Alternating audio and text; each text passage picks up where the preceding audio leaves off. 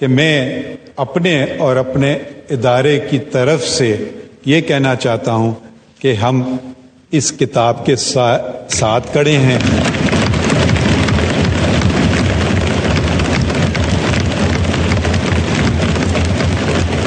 معزز حاضرین، اس ایوان کے لیے یہ ایک تاریخی موقع ہے کہ دستور پاکستان کی 50ویں سالگرہ کی اہمیت اور اس سنگ میل کی قدر و منزلت کو محسوس کرتے ہوئے سپریم کورٹ آف پاکستان کے سینئر پیونی جج اور بین الاقوامی سطح پر حقوق انسانی کے محافظ تصور کیے جانے والے عزت مآب جسٹس قاضی فائز عیسیٰ صاحب تشریف لائے ہیں. میں ان سے گزارش کروں گا کہ وہ اپنے افکار سے نوازیں.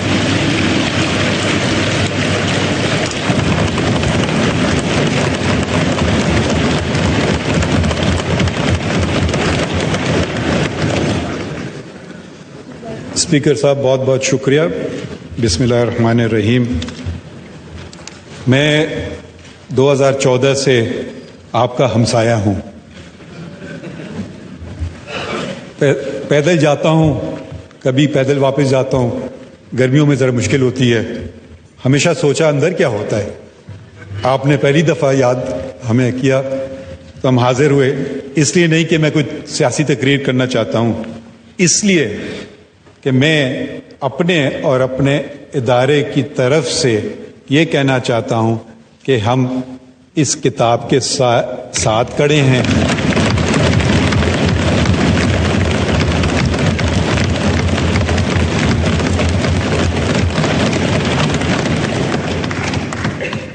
اللہ کے سائے کے بعد اس کتاب کا سایہ ہمارے سر پہ ہے.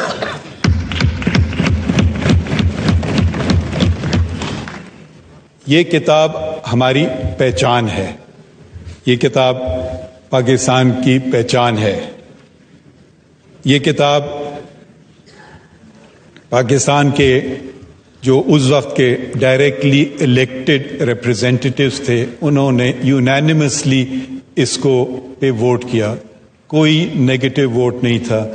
ایبسٹینشنز میرے خیال میں شاید 4 تھے. تو اس کی جو اہمیت ہے اس کو ہمیں پہچاننا چاہیے اور اس پہ ہمیں عمل کرنا چاہیے. پاکستان کی اگر آپ لوگ سب سیاسی طالب علم ہیں، میں قانون کا کیڑا آپ سمجھ لیں میں ہوں. میں قانون کے طریقے سے دیکھتا ہوں چیزیں، آپ سیاست کے طریقے سے. سیاست آپ کا میدان ہے، میرا نہیں. قانون میرا میدان ہے. آپ تبصرے کر سکتے ہیں، تنقید بھی ہم پہ کر سکتے ہیں، اور تنقید ہم نے سنی بھی. مگر جو ہم حلف اٹھاتے ہیں، جو میں نے حلف 1 دفعہ نہیں 2 دفعہ اٹھایا، ایک چیف جسٹس کے ناطے بلوچستان کے، اس وقت جب بلوچستان میں کافی مشکلات تھے تو مجھے وہاں بلایا گیا، اور آپ کو جیسے پرسنل سٹوریز لوگ بتاتے ہیں کہ مجھے اس وقت کے چیف جسٹس نے یاد کیا تھا. اس زمانے میں جوڈیشل کمیشن آف پاکستان نہیں ہوتا تھا، تو وہ اپوائنٹمنٹ آف ججز دوسرے طریقے سے ہوتا تھا، پرانے طریقے سے. تو انہوں نے بلایا تو میں سمجھا پتہ نہیں کیوں مجھے بلایا چیف جسٹس نے. پریکٹسنگ وکیل چیف جسٹس بلائے تو آپ کو جانا پڑتا ہے. میں لکھتا تھا ڈان وغیرہ میں نے کہا شاید ان کو میری کوئی چیز بری لگی ہو اس لیے بلایا. تو میں نے ریٹرن ٹکٹ بک کیا تھا. تو یہاں معلوم ہے جی آپ بلوچستان چلے جائیں بھائی، کیوں کہ آپ وہاں ہمارا ایک آئینی بحران ہے اور آپ چیف جسٹس. میں نے کہا شکریہ مگر بہت شکریہ، مگر آپ نے مجھے سمجھا کہ میں اس قابل ہوں. مگر انہوں نے کہا کہ پھر انہوں نے ایسی باتیں کی جو میں ان کا نہیں، کہ بھائی آپ کا یہ ملک ہے، آپ کے لوگوں بلوچستان میں، اب آپ کا ہم پہ حق ہے، اب آپ کو ہی جا کے کام کرنا ہوگا. تو میں گیا اکیلا بلوچستان، واحد جج تھا. اور پھر آہستہ آہستہ اپنی ہائی کورٹ بنائی، اپوائنٹمنٹس کیے. جو اپوائنٹس کیے ججز وہ سارے اللہ کے فضل سے کنفرم ہوئے. شاید میرا اس وقت کا 100% ریکارڈ تھا. پھر یہاں آنے کو ملا، اور ہم میں جو مجھے سمجھ نہیں آتا ہے، ہم کبھی کبھی دشمنوں سے اتنی نفرتیں نہیں کرتے ہیں جتنی ایک دوسروں سے کرتے ہیں. یہ کیوں ہے؟ یہ ہم اور آپ سے مراد پارلیمان اور بیوروکریسی، یہ سب کا وجود ایک ہی ہونا چاہیے اور ایک ہی ہے، وہ ہے لوگوں کی خدمت کرنا۔ ہمارا کام یہ ہے کہ جلد فیصلے کریں آئین اور قانون کے مطابق۔ آپ کا کام ہے ایسے قوانین بنائیں جو لوگوں کے لیے بہتر ہوں، اور ایگزیکٹو کا کام یہ ہے کہ وہ جو قانون بنائی جائے اور جو حکومت وقت ہے اس کی پالیسیز کو وہ بہتر طریقے سے ادا کرے۔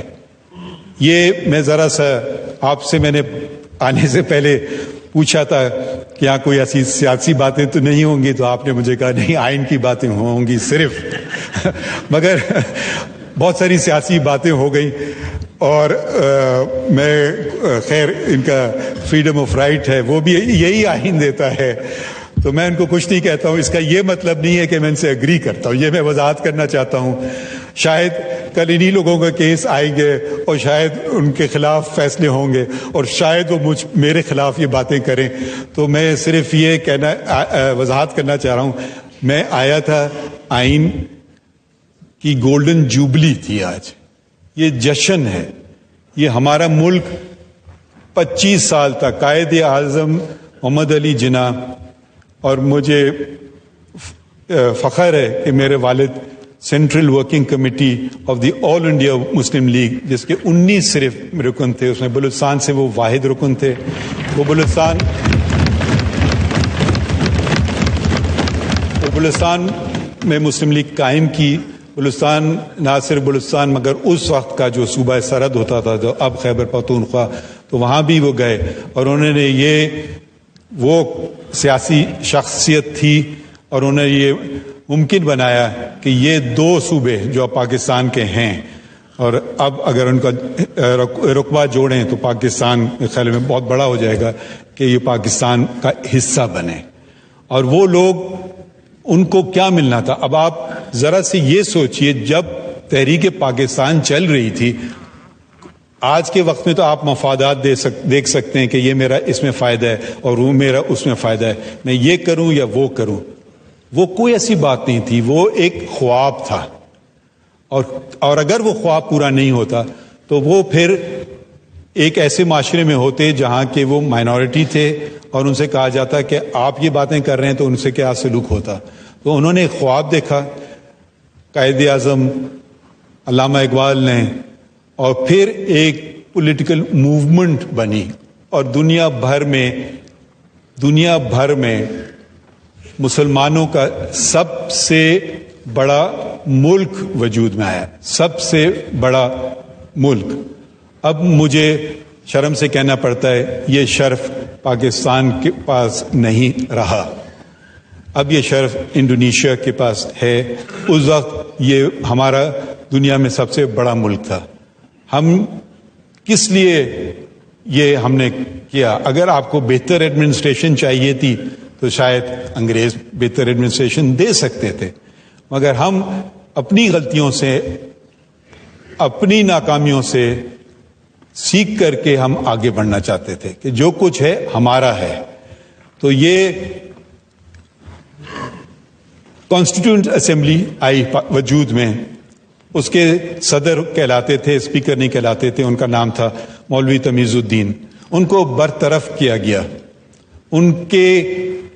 انہوں نے چیلنج کیا، اور ان کی جگہ ایک بیوروکریٹ جو میرے خیال میں ریلوے میں ملازم ہوتا تھا ایک وقت میں، غلام محمد، وہ گورنر جنرل تھا، انہوں نے ان کو برطرف کیا، اور انہوں نے کیبنٹ آف منسٹرز بنائی۔ مولوی تمیز الدین، میرے والد اس کیس میں بھی منسلک تھے، انہوں نے چیلنج کیا چیف کورٹ آف سندھ، اس زمانے میں سندھ ہائی کورٹ نہیں تھا، چیف کورٹ تھا۔ انہوں نے چیلنج کیا، اس وقت کے جو جج تھے وہ تھے ایک کرسچن، جسٹس کانسٹنٹائن۔ انہوں نے اور ان کے 3 ساتھیوں نے، جسٹس ولانی، جسٹس بچل اور جسٹس محمد بخش نے بحال کیا، اور یہ کہا کہ یہ اقدام غلط ہے، اور وہ جو منسٹرز تھے انہوں نے ان کے خلاف ایک ریٹ آف مینڈمس جاری کی, دوسری ریٹ آف کو وارانٹو کی کہ آپ کے پاس کوئی اختیار نہیں ہے منسٹر ہونے کا. انفارچونیٹلی یہ چیلنج ہو گیا اس وقت کے فیڈرل کورٹ میں اور پھر نتیجہ الٹ کیا. اس وقت بھی ایک جج تھے اور تعجب کی بات یہ ہے وہ جج بھی کرسچن تھے, جسٹس کارنیلیس. وہ شاید میں تھے. ان کا ججمنٹ پڑھیں تو انہوں نے اسلام کی بات کی, اور میجورٹی ججمنٹ پڑھیں تو انہوں نے کہا کہ جی ملکہ انگلستان کی جو ملکہ ہے اس کے تابع.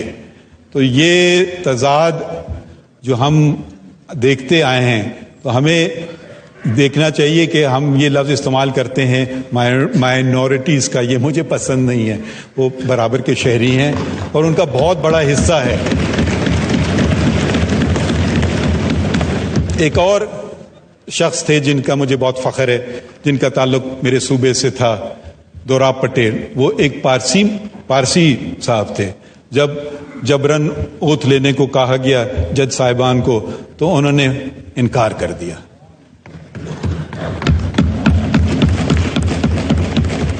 تو صرف میں یہ آپ کو کہنا چاہتا تھا, میں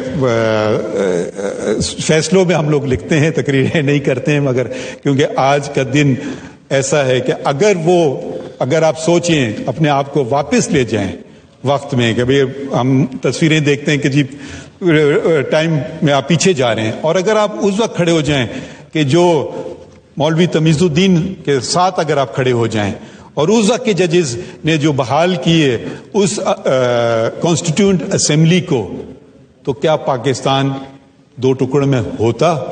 یہ صرف میں سوال ایک قانون دان, ایک طالب علم کی طرف آپ پہ چھوڑ رہا ہوں. اور ایسے سوال, یہ بہت اچھی بات ہے کہ پرائم منسٹر نے یہ 10 اپریل کو دستور کا دن قرار دیا. 10 کو اور تھوڑا سا تعلق میرا اس ایوان سے یہ بھی بنتا ہے کہ میری چچی اس کی ممبر تھیں, شاید وہ اپوزیشن میں تھیں. تو اور جب یہ آئین پیش کیا جا رہا ہے, اس کو 50 سال ہو گئے ہیں اور اس کو ہمیں اپنے دل سے لگانا چاہیے.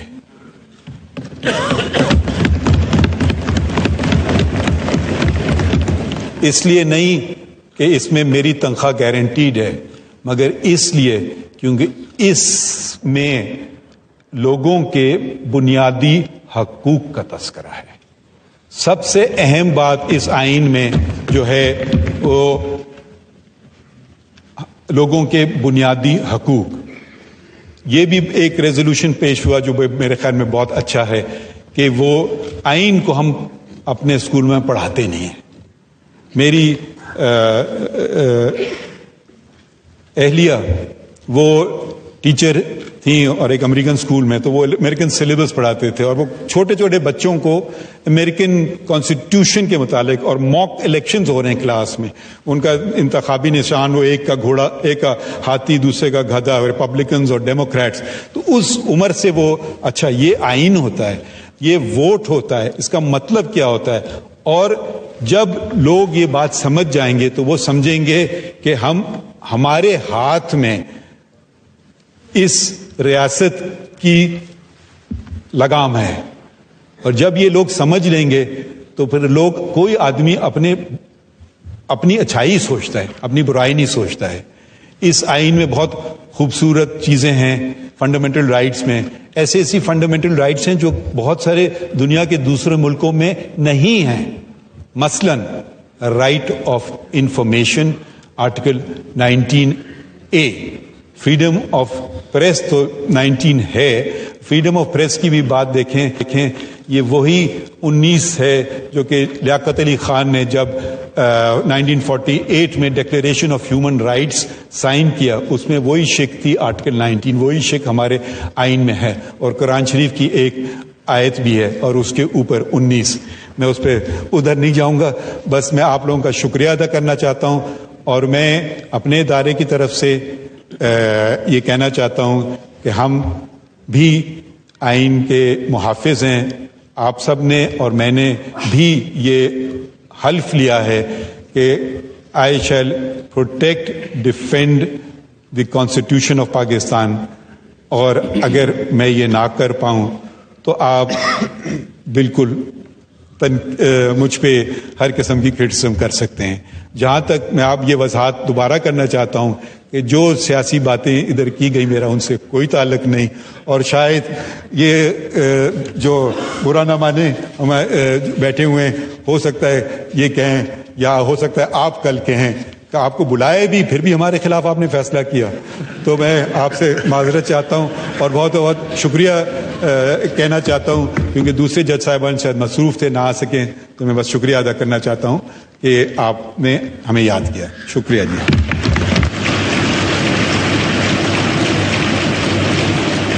بہت شکریہ جناب جسٹس قاضی فائز عیسی صاحب.